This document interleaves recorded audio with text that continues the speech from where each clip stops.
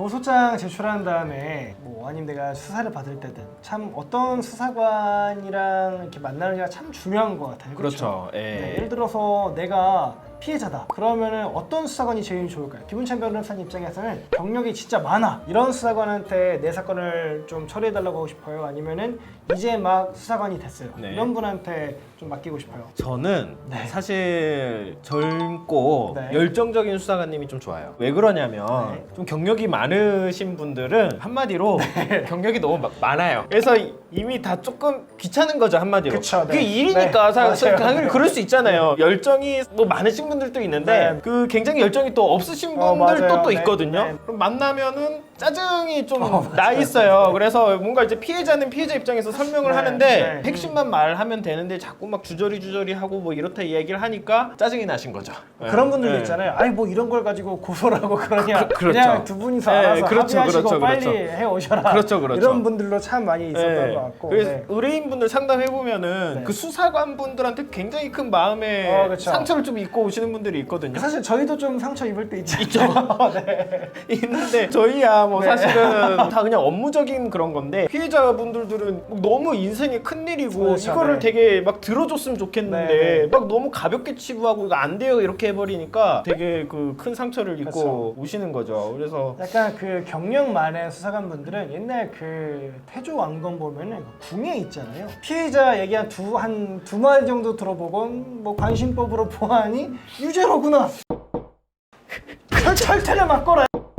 수사관님들 네. 경우에 따라서는 그렇죠, 네. 그 관심법이 맞아. 그 뜻은 한번 고소장을 봤을 때 그쵸, 든 네. 느낌은 맞아요, 바뀌지 네. 않습니다. 그걸 네. 어떻게 해도 바뀌기가 네, 굉장히 네. 좀 어렵죠. 예. 근데 그 베테랑 수사관님들의 그런 촉들이 맞을 때가 상당히 많아요, 그렇죠? 네, 그렇죠. 네. 그러니까 이제 또 네. 그렇게 하시는 네. 거죠. 이렇게 맞을 때가 상당히 많은데 피해자 입장에서는 그래도 내 말을 조금 더 귀담아 들어주고 그렇죠. 이랬으면 친절하게 참 좋았을 해주면 텐데 좋은데. 네, 그렇지 네. 않게 느끼는 거 참 많은 것 같아서 친절한 분을 네. 찾는 거죠. 그러면은 예를 들어서 내가 피해자예요. 네. 고소를 했는데 아 이거 수사관이 열심히 안 하는 것 같고 고소장 제출하니 몇 달 넘었는데 별 얘기도 없고 이러면 할 수 있는 방법이 뭐가 있을까요? 제가 뭐 늘 느끼기에는 뭐든지 그 목소리를 내야지 결국 들어줍니다. 그러니까 뭔가 조사가 안 이루어지고 하면은 네. 계속 조사해 주세요라고 졸라야 되는데 근데 막 목소리를 냈는데 누가 목소리를 내었는가 이러면 어떡합니까? 그러니까 그런 거에 기를 죽지 않는 게 포인트예요. 아 기를 죽지 않는 게 왜냐면은 네, 나는 네. 피해자고 네. 내가 내 돈 받고 내 권리 행사를 하는데 네, 네. 거기에 기 죽지 않는 게 포인트다. 네. 그렇게 해서 목소리를 내면은 그 어떤 목소리를 낸 만큼 또 신경을 써서 네. 또 사건이 처리가 되거든요. 네. 그렇고 그리고 제가 봤을 때 변호사가 좀 중요한 게 그런 것 같아요. 아까 말씀하신 것처럼 피해자들이 이야기를 하면 누가 목소리를 내었는가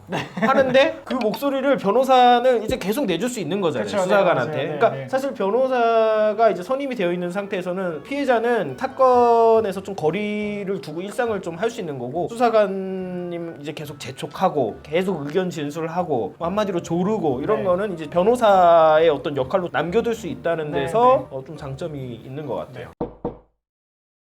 그 진짜 안 되는 경우는 마지막으로 해볼 수 있는 수단은 그게 있는 것 같아요. 이송. 그러니까 사실 경찰서에서 있는데 아우 나 당신 마음에 안 드니까 다른 수사관으로 바꿔주세요. 이거는 잘 안 되거든요. 그렇죠. 근데 이송은 또 됩니다. 그러니까 이송이 뭐냐면은 내가 지금 A라는 경찰서에서 조사를 받다가 뭐 예를 들어서 내가 이사 가는 경우 아니면은 고소할 때 보통 내가 사는 데로 가는데 그게 아니라 피해자 주거지로 이렇게 사건이 넘어가는 경우 그러면 저절로 이렇게 수사관이 바뀌다 보니까 그런 이송이라는 것도 결국 마지막으로 선택해 볼 수 있는 카드인 것 같아요.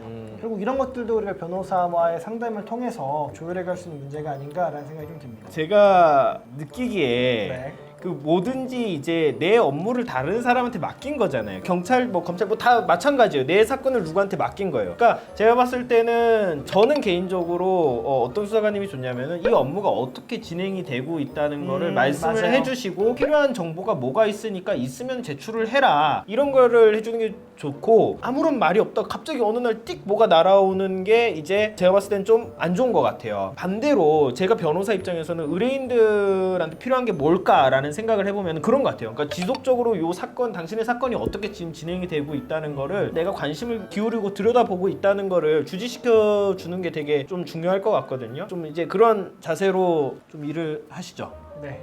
저요. 예, 알겠습니다. 네.